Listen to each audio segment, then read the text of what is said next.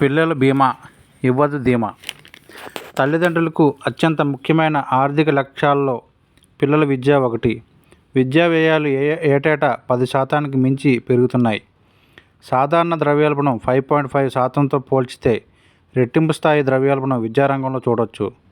దీని కారణంగా నేడు ఒక కోర్సుకు 25 లక్షలు ఖర్చవుతుంటే 13 ఏళ్ల తర్వాత ఉన్నత విద్యకు వచ్చేసరికి 1.09 కోట్లు వెచ్చించాల్సి వస్తుంది.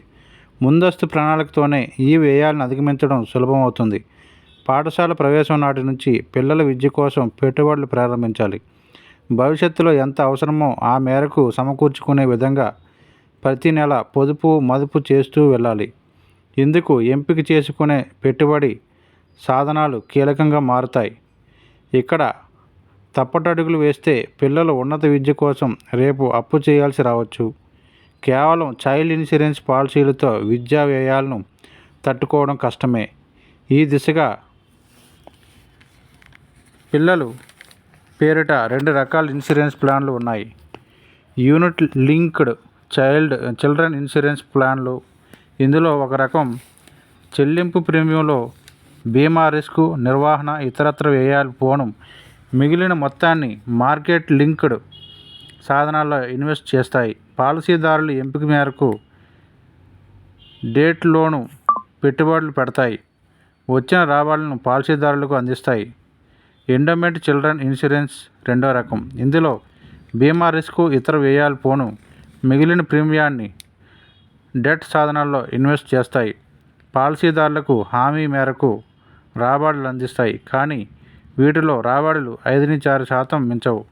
ఈక్విటీ అథారిటీ యూలిప్ ప్లాన్లో రాబడులు కాస్త అధికంగా ఉంటాయి. కాకపోతే గ్యారెంటెడ్ కావు. మార్కెట్ పనితీరుపైనే రాబడులు ఆధారపడి ఉంటాయి.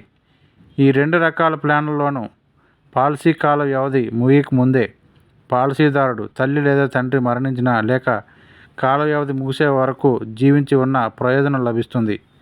పాలసీ కాల వ్యవధి మధ్యలోనే పాలసీదారు మరణించినట్లయితే అప్పుడు బీమా సంస్థే మిగిలిన ఉన్న కాలానికి పెట్టుబడులను కొనసాగించి యథాప్రకారం పాలసీ ప్రయోజనాలను అందిస్తుంది. దాంతో పిల్లల ఉన్నత విద్యకు ఆ నిధిని ఉపయోగించుకోవచ్చు. దురదృష్టవశాత్తు తల్లి లేదా తండ్రి మరణించినట్లయితే పరిహారం చెల్లించే ఈ పథకాలు పిల్లలకు ఉపయోగపడతాయి.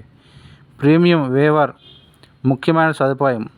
పాలసీదారు మరణించినట్లయితే ఆ తర్వాత భవిష్యత్తు ప్రీమియం చెల్లించక్కర్లేదు. పాలసీ యాక్టివ్గా కొనసాగుతుంది. పిల్లల విద్యా లక్ష్యాలకు కావలసినంత మేర సమకూరుతుంది అని future generali life insurance actuary Aditya Mal వివరించారు. పాలసీదారు మరణించినప్పటికీ గడువు తీరిన తర్వాత సమ్ అష్యూర్డ్ ఇతర ప్రయోజనాలు యథావిధిగా అందుతాయని సెమీ రిజిస్టర్డ్ ఇన్వెస్ట్మెంట్ అడ్వైజర్ మదిపం కృష్ణం సైతం తెలిపారు. సన్ అష్యూర్డ్ వెంటనే చెల్లించి మిగిలిన ప్రయోజనాలను పాలసీ గడువు ముగిసిన తర్వాత చెల్లించేవిగా ఉన్నాయి.